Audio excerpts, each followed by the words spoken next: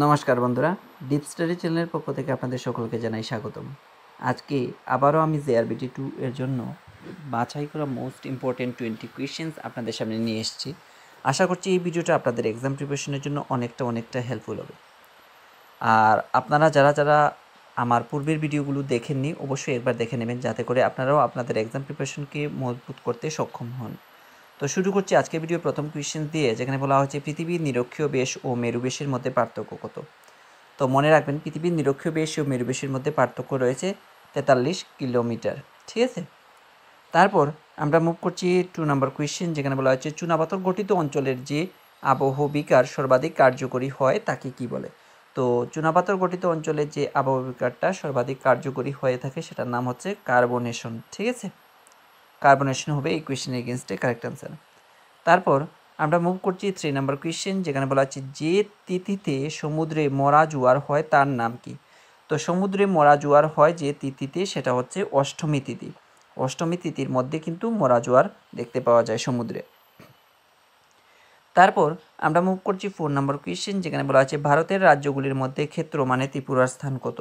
তো ভারতের রাজ্যগুলির মধ্যে ক্ষেত্র মানের বিচারে যদি আমরা ত্রিপুরার স্থান দেখি তাহলে সেটা 26তম।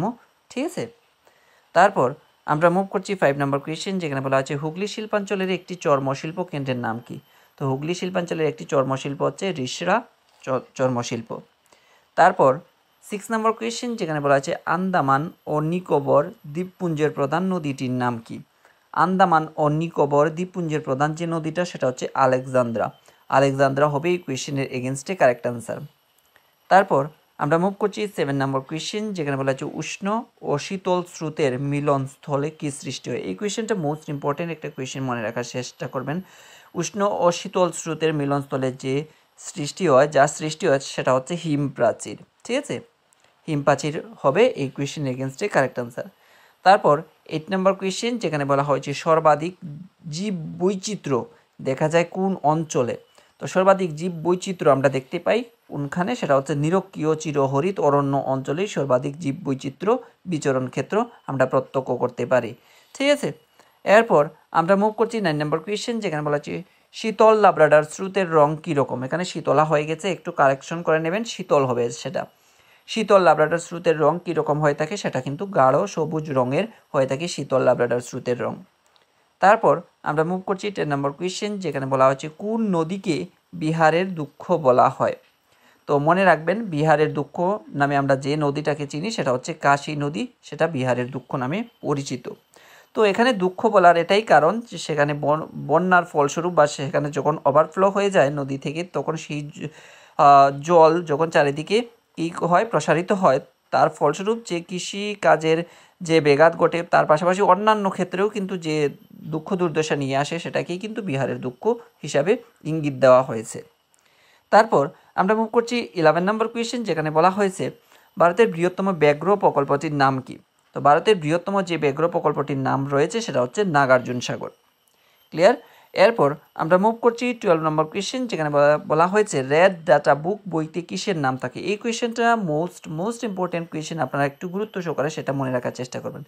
তো রেড ডাটা বুক বইতে আমরা কিসের নাম পেয়ে থাকি, সেটা হচ্ছে বিপন্ন উদ্ভিদ এবং বিপন্ন প্রাণীর, অর্থাৎ হারিয়ে যাওয়া উদ্ভিদ কিংবা হারিয়ে যাওয়া প্রাণী যেগুলো একেবারে শেষ হয়ে গেছে বা নিঃশেষ হয়ে গেছে, সেই সমস্ত উদ্ভিদ কিংবা প্রাণীর নাম রেড ডাটা বুকে আমরা পেয়ে থাকি। ঠিক আছে, এরপর আমরা মুভ করছি 13 নম্বর কোয়েশ্চেন, যেখানে বলা হচ্ছে জাতীয় অরণ্য নীতি ভারতে কবে রূপায়িত হয়।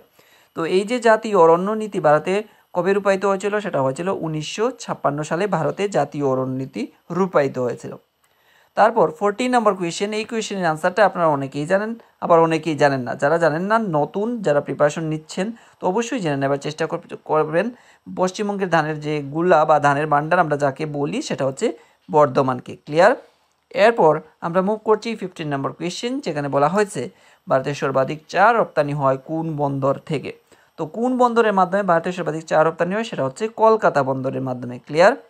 এরপর আমরা মুভ করছি 16 নম্বর কোয়েশ্চেন, যেখানে বলা হচ্ছে কয়লা উত্তোলনে ভারতের স্থান কত। এই কোয়েশ্চেনটাও কিন্তু ইম্পর্টেন্ট কোয়েশ্চেন, মনে রাখার চেষ্টা করবেন। এই ধরনের কোয়েশ্চেন কিন্তু JRBTর ক্ষেত্রে আমরা প্রত্যক্ষ করতে পারি, সেক্ষেত্রে একটু গুরুত্ব সহকারে নজর দেওয়ার চেষ্টা করবেন। কয়লা উত্তোলনে ভারতের স্থান কত, সেটা হচ্ছে দ্বিতীয় স্থানে রয়েছে ভারত। এবার আমরা মুভ করছি 17 নম্বর কোয়েশ্চেন, যেখানে বলা হয়েছে কত সালে খনিজ তেল আবিষ্কৃত হয়। তো খনিজ তেল আবিষ্কৃত হয়েছিল সেটা 1848 সালে কিন্তু ভারতে খনিজ তেল আবিষ্কৃত হয়েছিল। এবার আমরা মুভ করছি 18 নম্বর কোয়েশ্চেন, যেখানে বলা হচ্ছে অপেক কবে গঠিত হয়। এই কোয়েশ্চেনটাও ইম্পর্টেন্ট, মনে রাখার চেষ্টা করবেন। অপেক গঠিত হয়েছিল 1960 সালে। ক্লিয়ার? এরপর আমরা মুভ করছি 19 নম্বর কোয়েশ্চেন, যেখানে বলা আছে নাগার্জুন কুণ্ড ভারতের কোন রাজ্যে অবস্থিত। নাগার্জুন কুণ্ড ভারতের যে রাজ্যে অবস্থিত সেটা হচ্ছে অন্ধ্রপ্রদেশ। ঠিক আছে, অন্ধ্রপ্রদেশে নাগার্জুন কুণ্ড অবস্থিত। তারপর আমরা মুভ করছি 20 নম্বর কোয়েশ্চেন, যেখানে বলা আছে হেক্টর প্রতি চায়ের উৎপাদনে কোন রাজ্য প্রথম স্থান অধিকার করে রয়েছে। তো হেক্টর প্রতি চা উৎপাদনে ভারতের যে রাজ্য প্রথম স্থান অধিকার করেছে তার নাম হচ্ছে তামিলনাড়ু। ঠিক আছে, এখানে হেক্টর প্রতি ভারতে সবচেয়ে বেশি চা উৎপন্ন হয়ে থাকে। ঠিক আছে, তো এই ছিল জিওগ্রাফি টপিক থেকে বাছাই করা মোস্ট ইম্পর্ট্যান্ট 20 কোয়েশ্চেন্স। আশা করছি এই 20 কোয়েশ্চেন্স আপনাদের এক্সাম প্রিপারেশনের জন্য কিছুটা হলেও কাজে আসবে। আর যদি এই ভিডিওটা আপনাদের এক্সাম প্রিপারেশনের জন্য কিছুটা হলেও কাজে আসে তাহলে অবশ্যই একটা লাইক, কমেন্ট, শেয়ার এবং সাবস্ক্রাইব করে দিয়ে ডিপ স্টাডি চ্যানেলের সঙ্গে জুড়ে থাকার চেষ্টা করবেন। ধন্যবাদ সবাইকে। আপনারা সবাই ভালো থাকুন, সুস্থ থাকুন, আর সুস্থভাবে আপনাদের এক্সাম প্রিপারেশনকেও চালিয়ে নিয়ে যান এই কামনাই করছি। দেখা হবে পরবর্তী আরও একটি নতুন ভিডিওর সঙ্গে।